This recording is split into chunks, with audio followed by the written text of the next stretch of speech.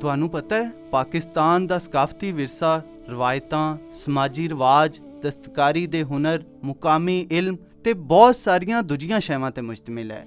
ਇਹ ਸਭ ਅਸੀਂ ਆਦੇ ਵੱਡਿਆਂ ਤੋਂ ਹਾਸਿਲ ਕੀਤਾ ਹੈ। ਖਾਸ ਤੌਰ ਤੇ ਸਾਡੀ ਜ਼ਮੀਨ ਦੀਆਂ ਸੀਨਾ ਬ ਸੀਨਾ ਮੁੰਤਕਿਲ ਹੋਣ ਵਾਲੀਆਂ ਗੱਲਾਂ ਬੜੇ ਕੰਮ ਦੀਆਂ ਨੇ। ਬਹੁਤ ਸਾਰੀਆਂ ਅਜਿਹੀਆਂ ਕਹਾਣੀਆਂ ਨੇ ਜਿਨ੍ਹਾਂ ਤੋਂ ਹਾਰ ਤੇ ਜਿੱਤ, ਅਮਨ ਤੇ ਜੰਗ ਤੇ ਮੁਹੱਬਤ ਤੇ ਜ਼ੁਲਮ ਝਲਕਦਾ ਹੈ।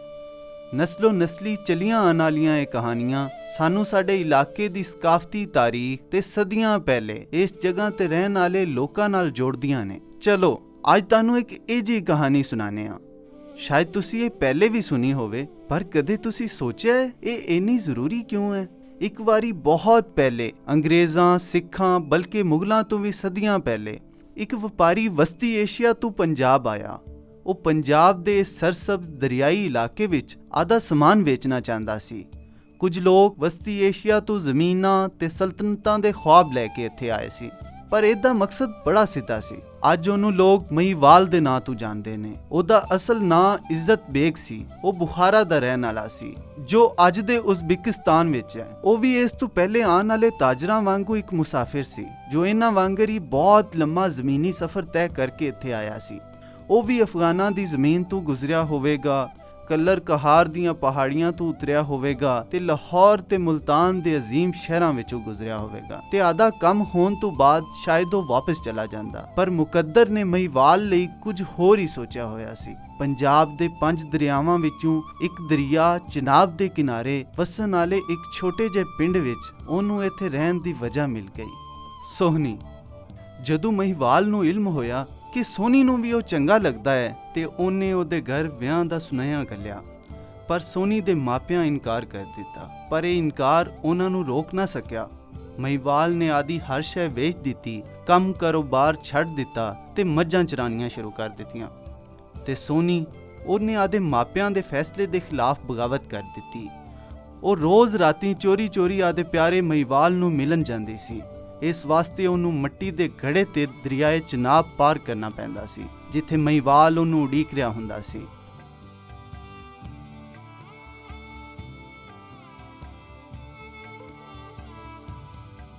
ਪਰ ਇਹ ਖੁਸ਼ੀ ਵਕਤੀ ਹੀ ਸਾਬਿਤ ਹੋਈ। ਇੱਕ ਦਿਨ ਕਿਸੇ ਨੂੰ ਸੋਨੀ ਦਾ ਇਹ ਰਾਜ਼ ਪਤਾ ਚੱਲ ਗਿਆ ਤੇ ਉਹਨੇ ਪੱਕੇ ਘੜੇ ਦੀ ਜਗ੍ਹਾ ਕੱਚਾ ਘੜਾ ਰੱਖ ਦਿੱਤਾ।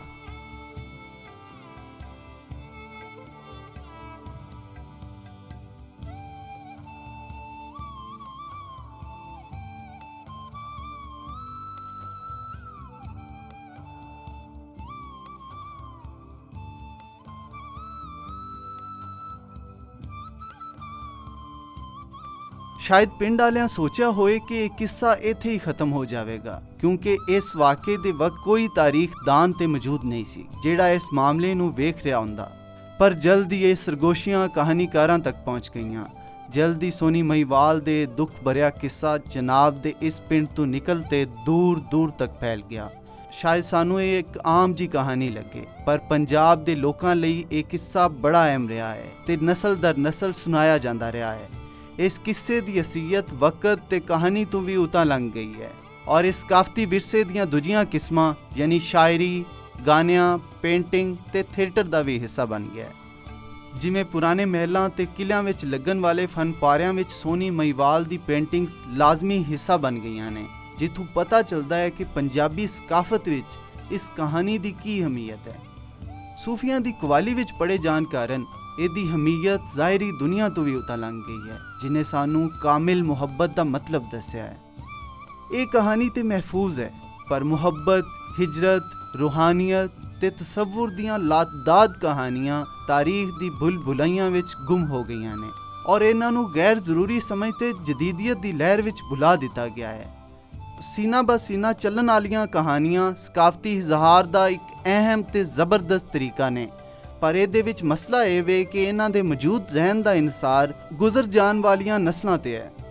ਇਹਨੂੰ ਮਹਿਫੂਜ਼ ਰੱਖਣ ਦਾ ਤਰੀਕਾ ਇਹ ਵੇ ਕਿ ਅਸੀਂ ਕਹਾਣੀ ਸੁਣਾਉਣ ਦੀ ਰਵਾਇਤ ਤੇ ਪਰਫਾਰਮੈਂਸ ਆਰਟ ਨੂੰ ਵੀ ਉਸ ਤਰ੍ਹਾਂ ਅਹਿਮੀਅਤ ਦੇਈਏ ਜਿਹੜੀ ਵੱਡੀਆਂ ਵੱਡੀਆਂ ਯਾਦਗਾਰਾਂ ਨੂੰ ਦਿੱਤੀ ਜਾਂਦੀ ਹੈ। ਚਾਹੇ ਇਹ ਅਦਬੀ ਮੇਲੇ ਹੋਣ, ਕਹਾਣੀ ਸੁਣਾਉਣ ਦੇ ਤਿਉਹਾਰ ਹੋਣ ਜਾਂ ਸਕੂਲਾਂ ਵਿੱਚ ਸਕਾਫਤੀ ਤਿਉਹਾਰ। ਇਹਨਾਂ ਜਗ੍ਹਾ ਨੂੰ ਇੱਕ ਬੰਦੇ ਤੋਂ ਦੂਸਰੇ ਬੰਦੇ, ਖਾਸ ਤੌਰ ਤੇ ਵੱਡਿਆਂ ਤੋਂ ਇਹ ਰਵਾਇਤਾਂ ਛੋਟਿਆਂ ਨੂੰ ਮੁੰਤਕਿਲ ਹੋਣ ਦੀ ਜਗ੍ਹਾ ਹੋਣਾ ਚਾਹੀਦਾ ਹੈ। ਅਗਰ ਤਾਲਿਬ ਇਲਮਾਂ ਨੂੰ ਜ਼ਬਾਨੀ ਇੰਟਰਵਿਊ ਕਰਨ ਦੀ ਟ੍ਰੇਨਿੰਗ ਦਿੱਤੀ ਜਾਵੇ ਔਰ ਇਹਨਾਂ ਕੋਲ ਆਦੇ ਸ਼ਹਿਰ ਵਿੱਚ ਇਸ ਤਾਰੀਖ ਨੂੰ ਮਹਿਫੂਜ਼ ਕਰਨ ਦੀ ਸਹੂਲਤ ਹੋਵੇ ਤੇ ਸਾਡੇ ਕੋਲ ਆਉਣ ਵਾਲੀਆਂ ਨਸਲਾਂ ਤੇ ਪੂਰੇ ਮੁਲਕ ਲਈ ਇਸ ਤਰ੍ਹਾਂ ਦੀ ਕਹਾਣੀਆਂ ਦਾ ਪੂਰਾ ਖਜ਼ਾਨਾ ਇਕੱਠਾ ਹੋ ਸਕਦਾ ਹੈ। ਇਹ ਕਦਮ ਚੁੱਕਣ ਤੋਂ ਬਾਅਦ ਅਸੀਂ ਲੋਕਾਂ ਦੇ ਰਹਿਣ ਸਹਿਣ ਔਰ ਮਾਜ਼ੀ ਤੇ ਹਾਲ ਦੀ ਸਕਾਫਤ ਬਾਰੇ ਗਹਿਰਾਈ ਨਾਲ ਸਮਝ ਸਕਦੇ ਹਾਂ।